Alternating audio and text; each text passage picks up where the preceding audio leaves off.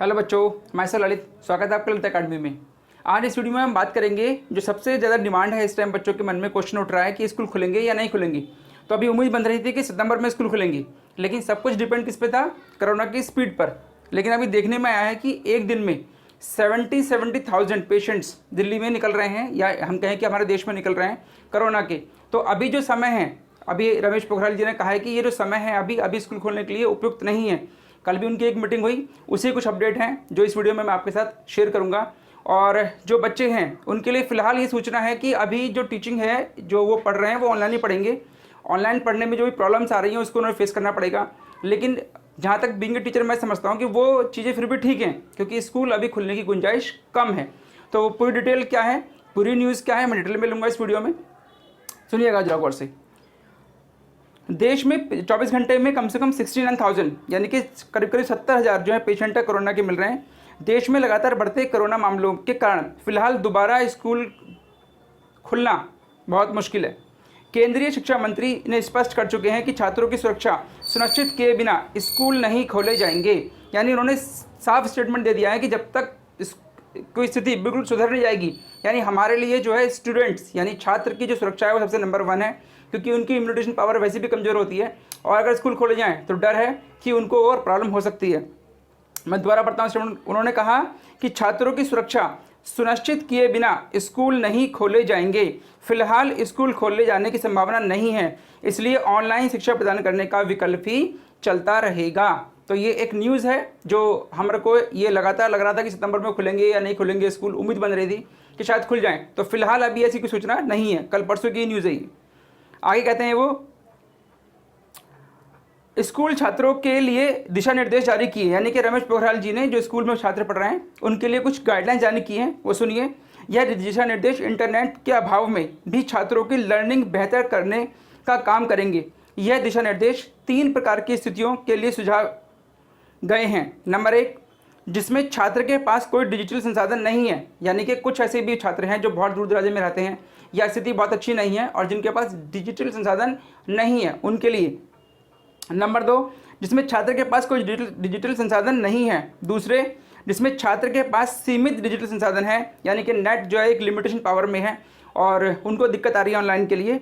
तीसरा कहते हैं अंत में जिसमें छात्र के पास ऑनलाइन शिक्षा के लिए डिजिटल संसाधन उपलब्ध हैं, यानी जहां छात्रों को अभी घर पर ही ऑनलाइन शिक्षा प्रदान की जा रही है वहां यह तरीका बरकरार रहेगा। जिसके पास ऑनलाइन संसाधन उपलब्ध नहीं है उन्हें अन्य विकल्प माध्यमों से शिक्षा प्रदान की जाएगी। यानी कि कुछ ऐसे भी इलाके हैं जहां पर ऑनलाइन शिक्षा का कोई उनके पास साधन नहीं है, तो उनको किस तरह शिक्षा दी जाएगी इस बारे में उन्होंने पूरी बात की है। लेते हैं पूरी न्यूज़ को। केंद्रीय शिक्षा मंत्री ने कहा, दिशा निर्देश स्कूल के साथ काम करने वाले समुदाय पर जोर देते हैं ताकि शिक्षकों और स्वयंसेवकों द्वारा बच्चे अपने दरवाजे पर शिक्षण सामग्री जैसे वर्कबुक, वर्कशीट आदि प्राप्त कर सकें। यह सामुदायिक केंद्र में टेलीविजन स्थापित करने और सामाजिक दूरियां मानदंडों को बनाए रखने के द्वारा स्थानीय छात्रों को पढ़ाने का भी सुझाव देते हैं। यानी उन्होंने कहा कि आसपास के छात्र हैं वो भी उनको पढ़ा सकते हैं।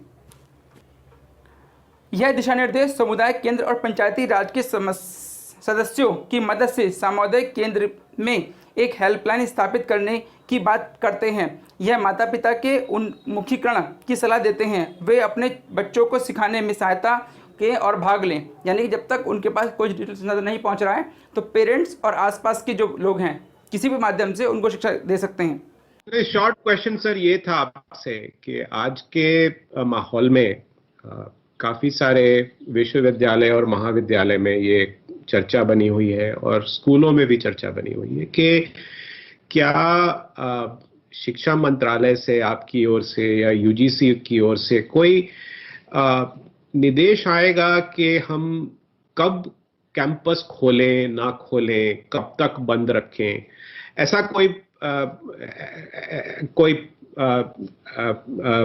ऐसी कोई योजना बन रही है या हम लोगों को वही करना चाहिए जो हमें सूझता है? नहीं, ऐसा नहीं है। ये कोविड-19 के मामले में बात कर रहे हैं। मुझे लगता है कि सिन्हा जी इन परिस्थितियों के साथ आप भी जुड़े हैं, मैं भी जुड़ा हूं, मेरे संस्थान भी जुड़े हैं, हम लगातार संवाद में हैं और आपने देखा होगा पिछले 4 महीने 5 महीने में हर दिन कहीं ना कहीं नया निर्णय हमने लिया है हर महीने नया निर्णय लिया, परिस्थितिजन्य निर्णय हमने लिए हैं। कहीं ऐसा लगा कि अभी हमको ये परीक्षा करा देनी चाहिए, लेकिन परिस्थितियां ठीक नहीं थी तो फिर उनको आगे किया। कहीं लगा कि ऐसी ऐसी परिस्थितियां हैं तो ये फाइनल परीक्षा के क्योंकि उस पर हम कोविड का ठप्पा नहीं लगाना चाहते थे कि उसकी डिग्री बोले कोविड डिग्रीधारी है, इसको यहाँ कोई स्थान नहीं मिलेगा, वो उसकी जिंदगी पर वो ठप्पा नहीं लगाना चाहते। बाकी नीचे की कक्षाओं को हमने पदोन्नत किया, जो जो हम कर सकते थे। ये नए संस्थान कब खुलेंगे, क्या स्थिति होगी, किस तरीके से, अभी इस पर ये जो 10-15 दिन जैसे परिस्थितियां चल रही हैं, हम बहुत जल्दी बैठेंगे, राज्यों के साथ चर्चा करेंगे, संस्थाओं के साथ चर्चा करेंगे, गृह मंत्रालय के साथ चर्चा करेंगे, स्वास्थ्य मंत्रालय के साथ चर्चा करेंगे। और इन चर्चाओं को करने के बाद, क्योंकि हमारा टारगेट पहले सुरक्षा, छात्र की सुरक्षा और उसके बाद शिक्षा, दोनों का समन्वय, लेकिन पहले उसकी सुरक्षा। जब तक हम आश्वस्त नहीं हो जाते कि अब हम उसको सुरक्षित रख पाएंगे, तब तक वो निर्णय, देखा आपने कि इस बीच हमने कोई ऐसा निर्णय नहीं लिया है। तो बहुत जल्दी फिर बैठ करके इस